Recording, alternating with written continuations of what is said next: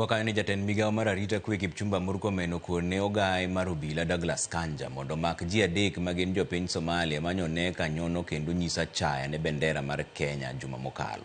Murkomen kane lusi kaunti ma Wajir kinde limbe margi mar jukwaa la usalama wacho ni tim mar koso luor ne bendera mar piny Kenya en tim makoch. Jodito go bende nogolo siem ewi timbe mag rocho ratiro mag nyithindo matindo ma ichwale keny ka kinde gipodi.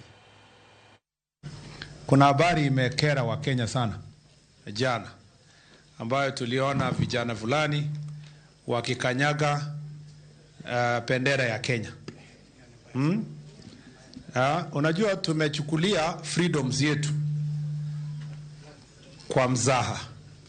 Tumesahau kwamba tuko na National Flag, Emblems and Names Act. National Flag, Emblems and Names Act ambayo inasema kwamba haikubaliki mtu yoyote kudisrespect bendera yetu hata kwa matamshi, na kama taifa hatuwezi kubali.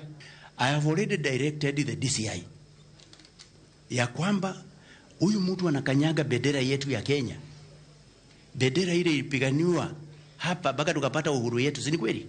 Hiyo anatucheza ama vipi?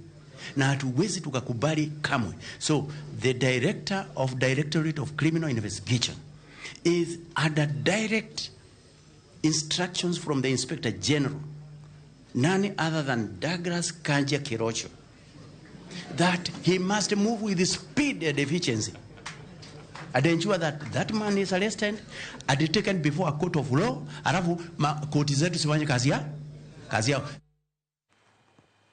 Bas mane kama dhi yo moro machuo kudo bang' dakika matin tan kusioro te mar Ramogi TV Trevor kodi kenda wora